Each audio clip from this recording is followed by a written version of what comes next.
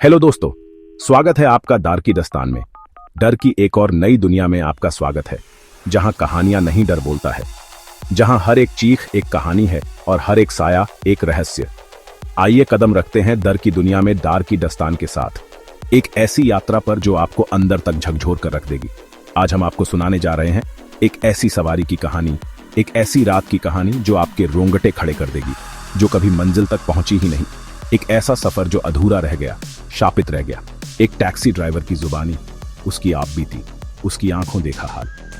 एक ऐसी रात की दास्तान जिसने उसकी जिंदगी ही बदल दी। एक ऐसी रात जो उसके जीवन का सबसे भयानक सच बन गई। मुंबई की सड़कों पर टैक्सी चलाते हुए रफीक को 15 साल हो चुके थे। इन 15 सालों में उसने कई रंग देखे थे, कई कहानियां सुनी थी। रात में कम ट्रैफिक, कम झंझट और थोड़ा ज्यादा किराया, इसलिए वो अक्सर रात की शिफ्ट में ही टैक्सी चलाता था। उसे रात की शांति पसंद थी, हालांकि वो जानता था कि रात अपने साथ कई रहस्य भी लेकर आती है। उस रात भी वह छत्रपति शिवाजी टर्मिनस स्टेशन के बाहर खड़ा था, उम्मीद में कि कोई आखिरी सवारी मिल जाए और वो घर लौटे।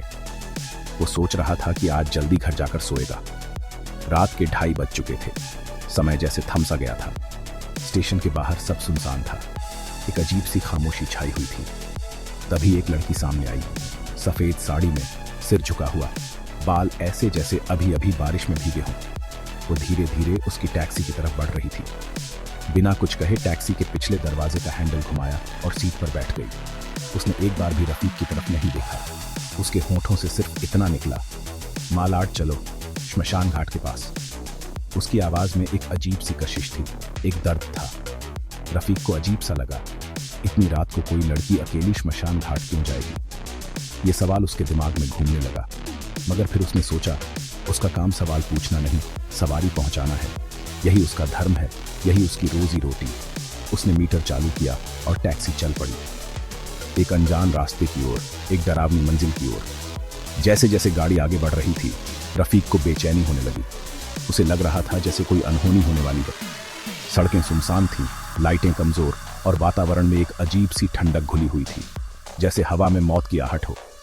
टैक्सी के अंदर सन्नाटा था, बस लड़की के हल्के बुदबुदाने की आवाज आ रही थी, जैसे किसी मंत्र का जाप कर रही हो। वो क्या बोल रही थी ये रफीक को समझ नहीं आ रहा था। रफीक ने पीछे देखा, लड़की सिर झुकाए बैठी थी, बिल्कुल शांत, बिल्कुल स्थिर। लेकिन अजीब बात यह थी कि जब उसने रियरव्यू मिरर में देखा तो लड़की का चेहरा शीशे में नहीं दिख रहा था, सिर्फ अंधेरा था।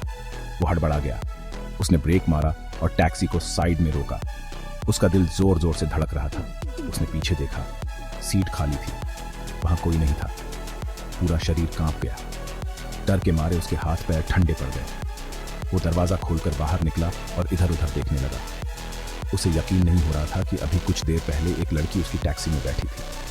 तभी एक अजीब सी खुशबू उसके नथुनों से टकराई, गीले बालों और चंदन की मिली जुली गंध। ये खुशबू उसे अंदर तक डरा रही थी।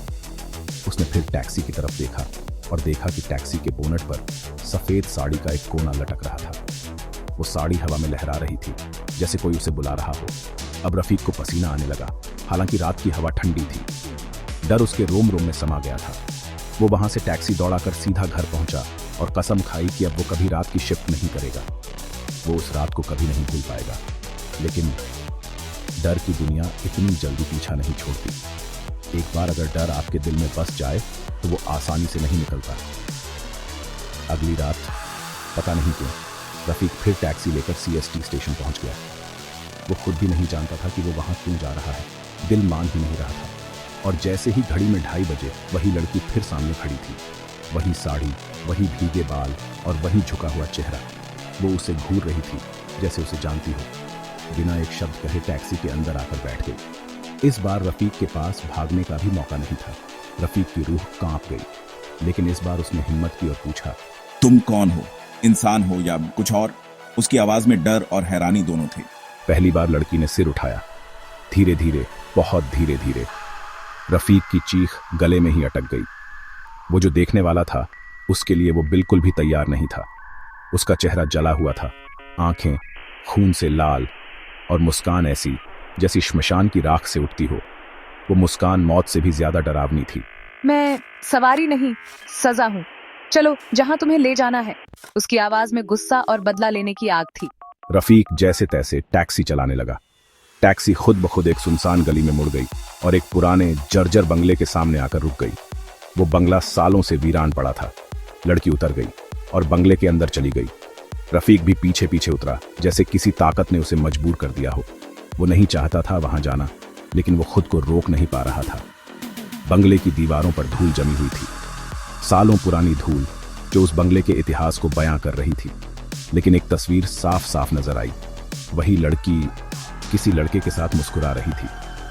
दोनों बहुत खुश दिख रहे थे। नीचे लिखा था, नूरा और फैजान 2012 में एक्सीडेंट में मौत। ये पढ़कर रफीक के पैरों तले जमीन खिसक गई। तभी एक बुजुर्ग आदमी प्रकट हुआ और बोला, तू उसे देख पा रहा है? तूने उसे टैक्सी में बैठाया? वो बूढ़ा आदमी डरा हुआ था, उसकी आवाज में चिंता थी। हाँ, 2 बार। रफीक की आवाज में डर साफ झलक रहा था।